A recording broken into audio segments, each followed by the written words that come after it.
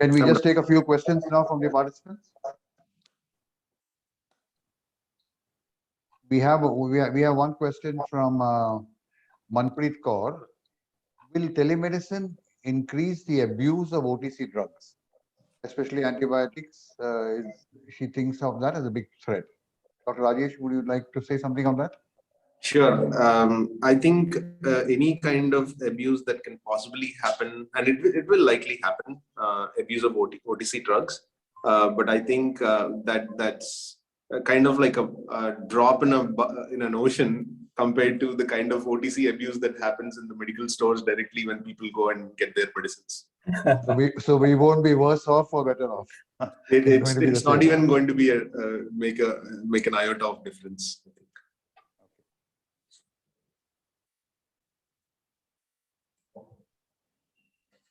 The other the general questions. I think we have all the doctors back on panel. We can take some of these questions. I can see Dr. Surya is there. Shall we go for the general questions, Ramdev, or you have any closing comments on telehealth? No, I thank for everyone listening. So let us go for the general questions. Yeah. I'll just take out the questions and maybe we can see who would like to answer.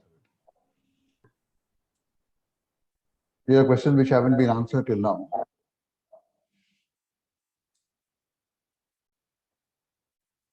There is a question, I don't any doctor could take it. Any improvisations to enable chronic disease management like periodic follow-up, trend and pattern of health parameters, risk detection, etc. from Dr. Ravi Mudali. Would that come under health or would it come under your virtual clinic management? Chronic disease management.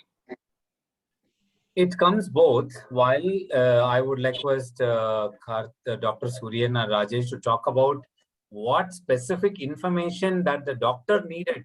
But as a patient, what I understand from a chronic illness patient would require an assistant whenever. And a chronic illness patient always wanted to be monitored when he is at home, when he is traveling, when he is where not. So if that comfort can be given to him, love it. That is called continual care, which we spoke about a few minutes before. That platform is there. But from a doctor point of view, what they would like to know from what they wanted from a technology, I would want the doctors to speak and give us a direction. Dr. Karthikeyan, would you like to take that question? Or Dr. Surya? Yeah, sure. Or anyway, yeah, Dr. Karthikeyan, if you're there. On chronically ill patients, how do you see digital health or telehealth being actually a better solution than having to travel every time just for a periodical checkup?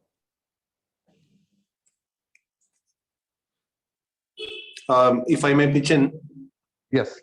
So I think it's going to be the telehealth devices that are going to be a game changer, whether it's wearables or home-based monitoring devices or devices located in corporates or offices or specific locations like the kiosks that Ramdev was showing earlier. The data that comes from that is going to be invaluable for the care providers, caregivers, meaning doctors or any paramedical staff, to see the progress of what's going on, and based on that, give like truly personalized treatment and advice.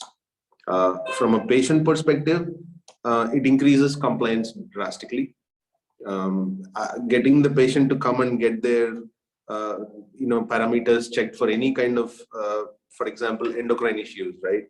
Diabetology itself. We request patients to get a HbA1c every couple of months. How many people do it? Rarely anybody does it. They just do one random blood sugar or something and then keep the data, throw the data all over the place. 80% of the patients do that. Let us presume that there is a device at home or at work or at specific places, and the patient comes there and connects via telemedicine. The data is all in one place, and probably a couple of decades down the lane, you might not even need a doctor to prescribe what the patient needs, given all the AI and things coming up. Yeah, thank you, Dr. Rajesh. Another question on the same lines: specific use of this in the field of medical oncology.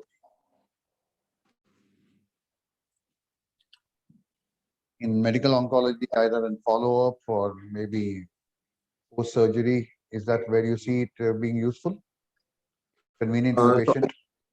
I just gave an example of surgical oncology with the bilateral mastectomy going for counseling. Yes. I think medical oncology, by extension, is pretty much the same. Counseling is one area I could think of right away. Especially in oncology scenarios, drugs and medication are only 50% of the treatment. The other 50% is counseling. And that counseling has to come from the tertiary care specialist and the social worker and the caseworker who's related. And, the best way to make that happen in today's day and age is telemedicine. Telemedicine. And also doctors, Surya and Dr. Rajesh, you can comment.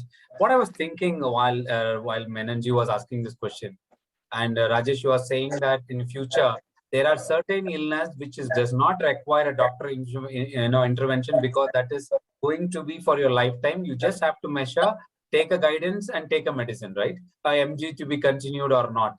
So while that particular sector can technology enable, I felt if we are integrated all of this solution and say we go digitalize, I somehow see there would be huge responsibility for a doctor community to focus on a lifestyle development, a lifestyle disorder.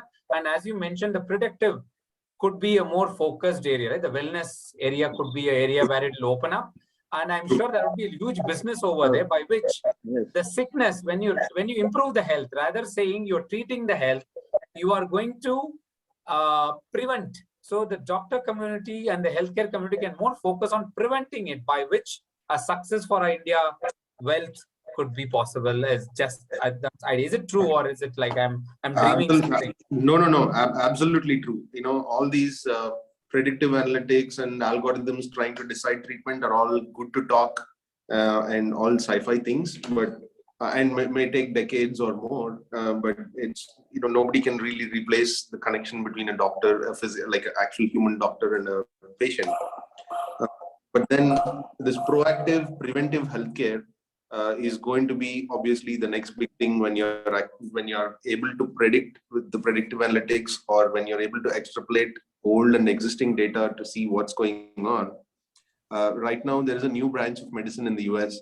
It's called lifestyle medicine. There's an American College of Lifestyle Medicine, and there are a couple of universities offering those courses. And this is all about that, the data that comes. True. One, as a patient, it'll enable you a confidence. Next, as a doctor, may focus more into making sure a community health development rather than thinking of one individual health development. Dr. Surya, do you have any comments on this? No, actually, what you told is exactly correct. But the artificial intelligence will play a major role in reducing the doctor's thing there. So because if artificial intelligence AI takes the role of the doctor, like getting small review checkups, routine regular checkups, like the blood sugar values are like this, or BP is like this, you can go with these medicines, the same medicines again to continue. The AI will take a major role in that. But I'm assuring one thing, sir. Even any technology provider who has an AI as a solution, it cannot replace the doctor, which I principally. No, doctors will never be replaced. But exactly. It will help us. Help us, right? So Yes. what you're trying to say is it will improve a doctor, efficiency by making sure your focus is moved from a regular to a abnormal or an improvement of an health. Yes. Right? Now, suppose if the patient goes to the place there, suppose his BP is high, so immediately it will give the AI solution will give a threat to the patient and again information to the doctor. Sure. So that he can change the medication. So he will have an idea of the patient. Like how it is when angioplasties came, people thought bypass surgeries are out of order. But actually when angioplasties came, bypass surgeries have increased. Oh, okay. Right. Okay. If you take the data, nothing will be replaced. Even the health will be better. Health will be better actually. Thank you, doctor. So by endorsing this statement, the particular last statement that you said, nothing can replace doctor's support. Only thing that we can now, we were focusing on a lower level, which is on more cure-based. Can we go into a predictive preventive phase? Can we get into a preventive mode by which you as a doctor efficiently take care of an health statistics and analyze and say, this is not to be done, you have to go in this way. Rather, you are again seen as a god, not during the death, but, See, rather far basically, before the death. Right. all the digitization is only to help the doctor, to help the patient, to get a faster diagnosis, to reduce the time of diagnosis, and to reduce the cost. When you are talking about all the virtual clinics and telemedicine, it only reduces the non-medical cost, not the medical cost. So, which is, if you take, for example, for me, a patient comes from Kanchipuram, he has to come with an attender, come with a car, he has to spend 4,000 to 5,000 rupees for the attender's loss of pay, for the travel, everything to come and see and get continue the same think medication. about the time that they can Yeah. utilize with their family or Yes. someone else. And True. continue the same medication. So True. instead of that, if they have a virtual clinic there, hi boss, how are you? Fine, everything is fine, continue the same medication. That's it. See how easy is this, right? So what the you're saying, basic there are- triage would be good. Sorry. Yeah, no, basic triaging would be ideally done on this sort of element. Getting them to, yeah. So there's just Even one in more. e-ICU also, sorry, sir, 1 minute, sir. Even Yeah, in sure. e-ICU Please go ahead, sir. also, Sorry. Yeah. even in e-ICU, it is only helping the patients not to come to the tertiary care center and spend 50,000 to 1 lakh rupees in the ICU in the cities. They can get the same type of treatment, same type of professional support in the rural and semi-urban areas, And where the patient will be far benefited. And I agree with you. I agree with you. This is the reason, not only a treatment and a doctor availability and the technology availability, sir. Psychologically, I am there. I am inhaling my own term hair, and I have all my relatives coming and seeing. So that shows the psychological effect and improvement. Right. I agree with you. The success of digitization always depends on the doctor who takes the call. Like if I am the doctor, if I'm introducing myself as a doctor, the way I speak, the way I take the patient into this thing, if I take my patient into my clientele, or if I think the patient is mine, the way I counsel him, that makes the digitization as a successful. That makes a lot. Otherwise, hi, how are you? You have BP? Are you this? Okay, fine. Take this tablet. That won't work here.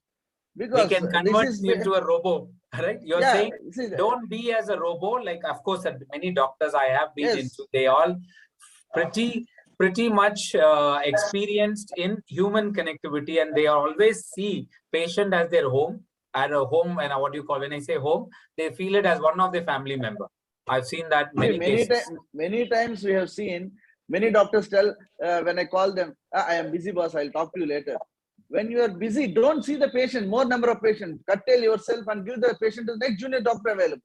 So that is only when Dr. Surya Prakash ji, when the technology helps them and they understand that technology is going to help them. And you all said no one is going to replace doctors. Doctors is important. They are the driving factor for the technology. They are just writing it. They are not going to get replaced, and if they understand it and we convert most of the information digitalization, and the more important part of this thing is, the most important part of this thing is knowledge exchange. That's where I was coming from. That's where the most important point, because nowadays the senior doctors, they don't have platform to talk with the junior doctors practically. See, when we are the students or when we are starting our careers, we used to get the classes on the bedsides, but nowadays bedside clinics are gone. Oh my goodness. Okay. So this helps the junior doctors get a beautiful tips from the senior doctors, practical tips, which cannot be seen in any textbook. True. You cannot see this any textbook. And this knowledge transfer will help the medical field far better than other things. Knowledge transfer and the economy, like financing for the patient. These two are the successful formulas for all the virtual clinics. Thank you, doctor. We have one question for Dr. Surya Prakash.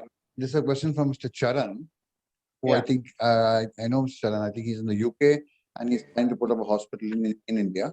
He says that what would be the cost for a 50-bed, I mean, very roughly he's talking about 50-bed hospital in a rural area to set up this sort of an e-ICU connect large hospital in the city. No, which part of India? I think he's in AP, Andhra. He's close to. I'm also basically from AP. Yeah, he has not put that in the question, but I understand it's about 100 kilometers from Hyderabad. Okay, and then must be you leave about the real estate value of the land. Must be no. This is not the cost of the hospital. He's talking about the cost of an ICU to be set up, an e-ICU. What would be the equipment and that's all? to convert his ICU to an e-ICU? Sir, what I saw. That's a very less thing. Even Ram can tell that. That is not a So, big issue sir, at all. approximately when you talk about nowadays, e-ICU solution can be given through a technology. When we say technology, we divide that into two. One is the physical element and another one is a remote element. The physical element is the device, the chair, the fixtures, etc., Yes. including the building. So, The like chaos. for rest about the real estate and the building, No, we not talk the real about estate. only the He's ICU. planning a hospital anyway. Exactly, the ICU for an 100 bed. Oh, sorry, if you talk about 10 beds that we've calculated, it's coming around 2 crore plus. But if you talk about 100 beds, yes, as a fixed asset, including all the devices, it should be relevantly near about some 30 to 40 CR, maybe we would be able to close it, which is at the high end. Of course, I'm talking about when you want to have an e-ICU of 100 bed e-ICU, along with the telemetric devices, along with all this, what you call it as monitoring. You have, when you say e-ICU, the bed can have 2 equipments, the bed can have 5 equipments, the bed can have critical care, what do you call that? In e-ICU, you have 2-3 ICUs. So we want to level think 1, about level 2, level 3. The basic one, if we had a multi-para monitor without invasive monitoring, that is with very 10 bed minimal. monitor. Yeah, the 10 bed multi-para monitors, but because I'm talking about he is in a rural area, semi-urban area, that will suffice for him. It will come to a minimum thing that we can work out anytime. They can contact us in person. Even Ram and us also, they can contact. Okay. So most of the other equipment that you use, like monitors, can they be e-enabled, or do you have to go for planning? Nowadays, every monitor is e-enabled. Okay. So that would not be an additional cost. So once he has an e-ICU in place, like Mr. Ramdev said, it will be, the conversion cost is not much. Yes. Yeah. Thank you. Rajesh wanted to talk about it, I believe. Rajesh came in and he said something, but then we muted. Rajesh, you want to comment on that? On the costing, conversion to an Yeah, e-ICU. he was coming up with something while he's in a call. Okay. So, Menon, that not to scare the investor, as you said, it is rural. The cost is very less. I was talking about converting an entire hospital because 100 beds, you need to have an ecosystem to support it. I do not see a remote may you need 100 bed e-ICU. Can be an 100 bed in which you can have a 20 bed or 10 bed. 10 bed. 10 bed 10 bed would not even go about from not more than 2 CR. Yes, Rajesh, you are asking. No, I was just saying a 50-bedded hospital would need a 5-bedded ICU. Exactly right. So that's the routine setup. Dr. Surya Prakash can vouch for that. Exactly. But the costing, as Ramdev ji was mentioning, it's just about the the IT hardware and whatever is the subscription cost for the global solution. That probably take it off. That should be affordable to, compared to hiring a very senior intensivist, and who you will now not getting a senior intensivist working in that area. Yeah, it's not going to happen. Not what you are doing an injustice to the seniors. Don't do that. they wouldn't go there at all. That's the whole problem. Sir, we don't want to comment that way. There are people who wanted to do, but let us not make that happen. Let us keep it. See, we have a less resource. Let's make sure how effective use of resource through technology. And there's a meaning of technology, right? So that's why we will. So primarily, your intensivist sitting in the main city is able to spread his, access to his services much more effectively. Yeah, where you could see 10 patients there, he can actually see even 100 or so. True. Basically, the ICU means it's the coordination of all the departments.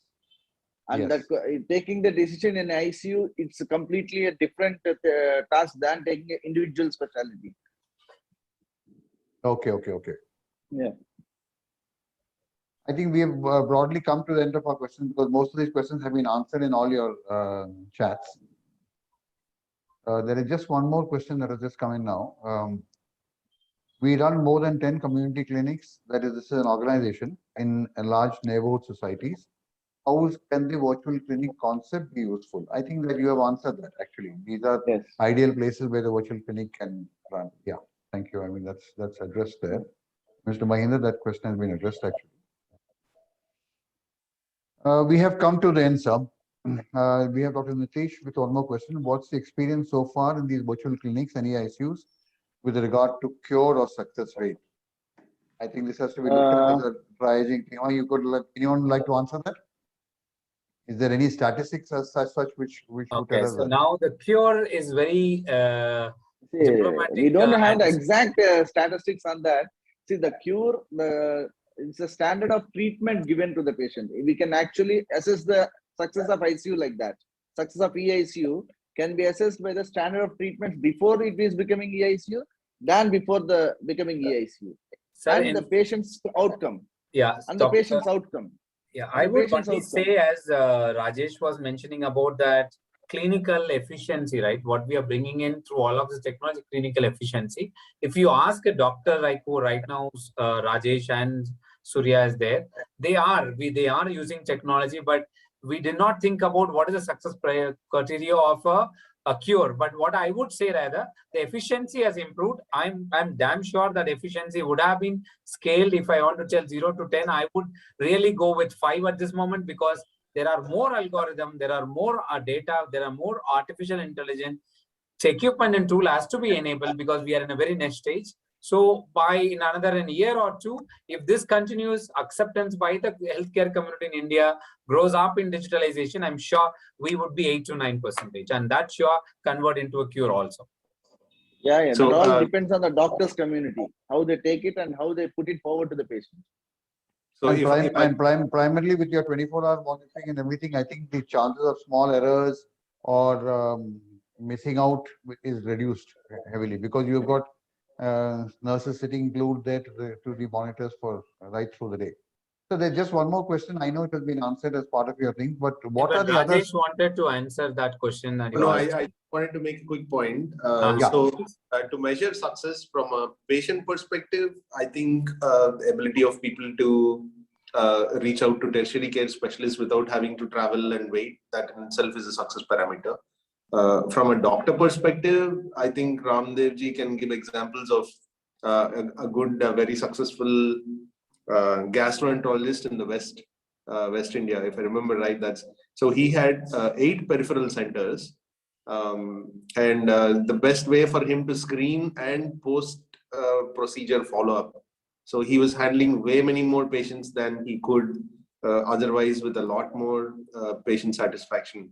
That's one excellent case study that I personally remember from using Globe. That's one of doctor who used to travel weekly about 200 kilometers, and then he needs 8 hours travel, and next day he used to get tired and all that problems, and he needs to cover a radius of 400 kilometers within a center point.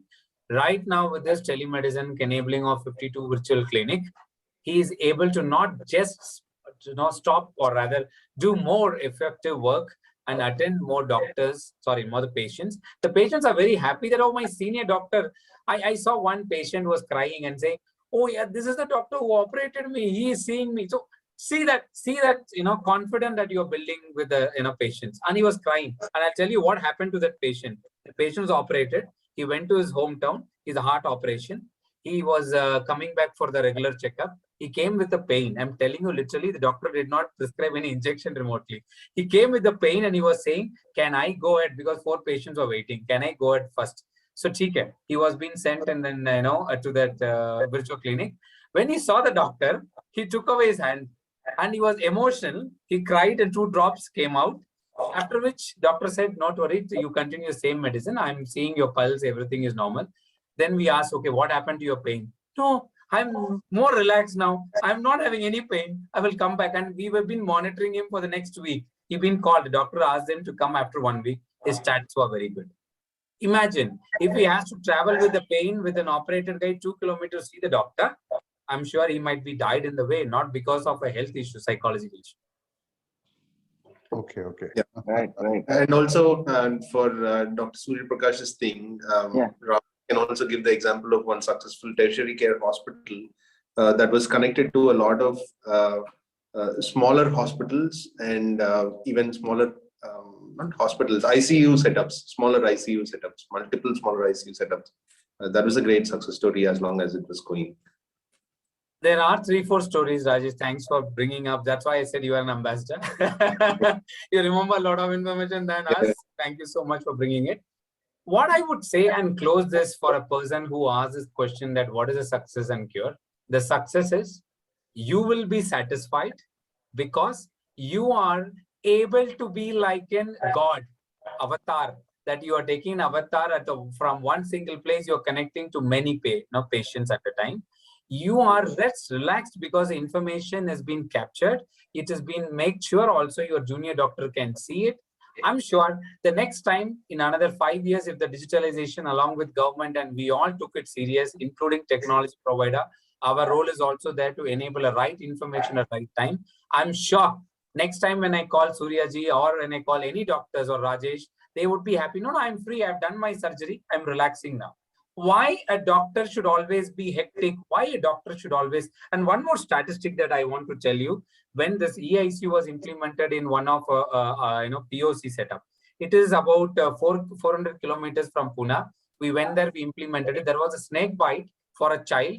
Normally, there was never been a hospital. So we converted, during COVID, we converted one complex with the support of an politician. So I'm thankful for the politician who supported and spent money there for the public. We converted that into e-ICU, a normal 50-bed hospital and 5 ICU bed.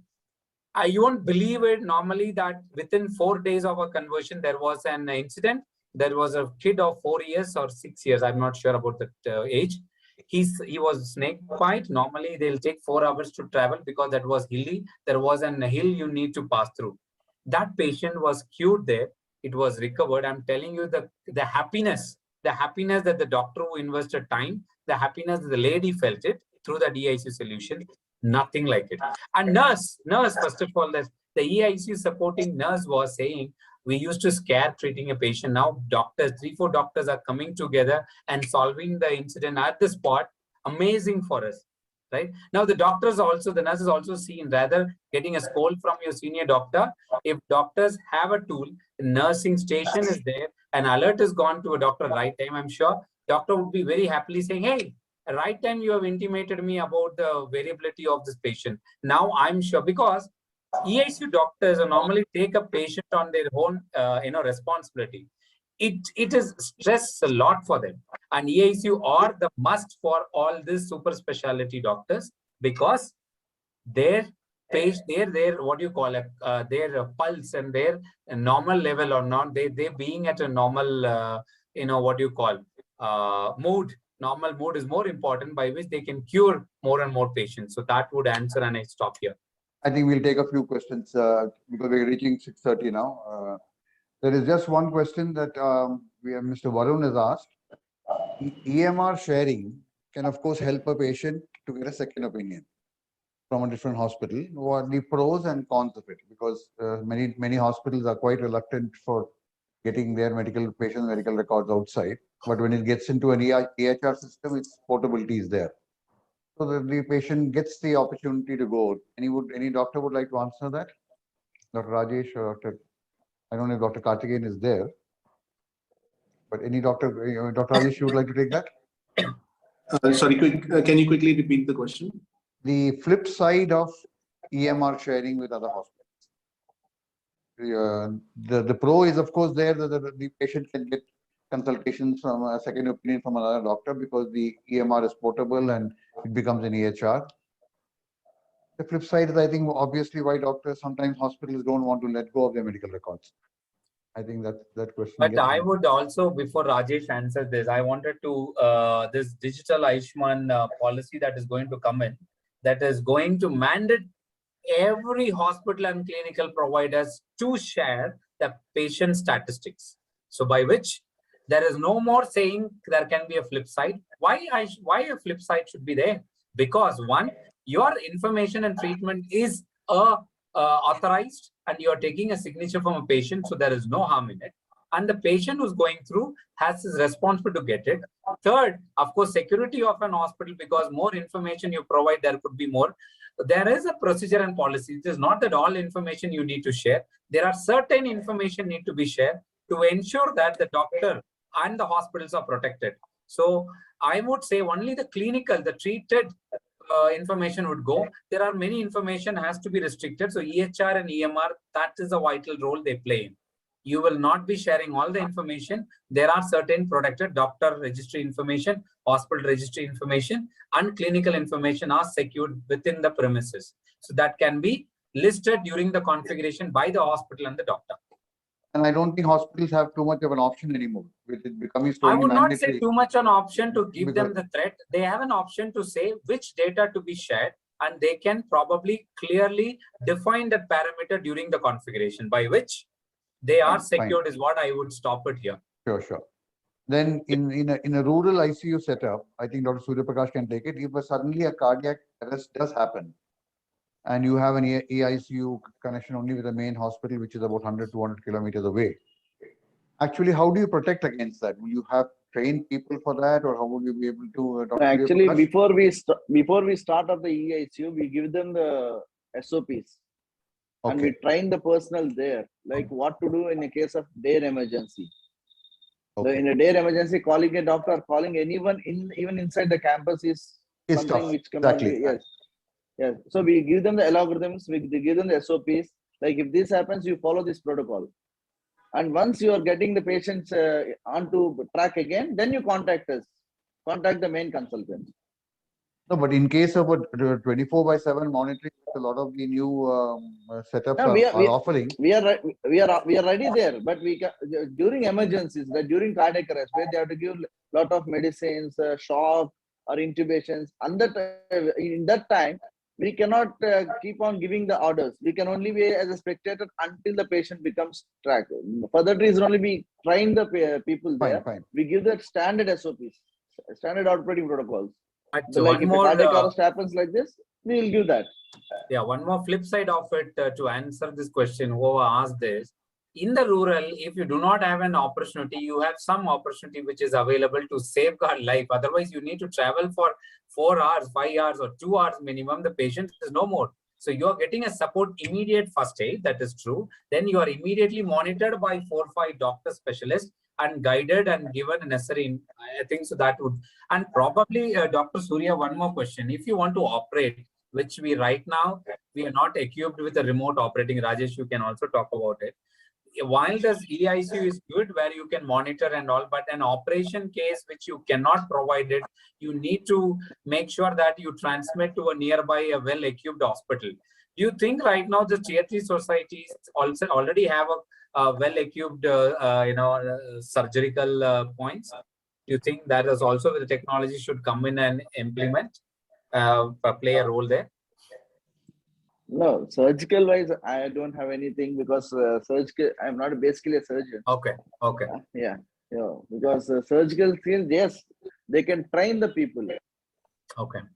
Okay, there was just one question again for you, Mr. Ramdev, that would these solutions be provided in the Middle East? Because this is from a question from Ms. Kranti, who we also know, she was one of our senior consultants. She's posted this question that do you have, would you be able to put up this equipment and provide a solution across the Middle East? Do you have a office or setup there? We have an office and set up there at Middle East as a Tata communication and transformation service, but seeing the business case, we need to work upon. So probably we can connect and, take a case to case basis. Take on that.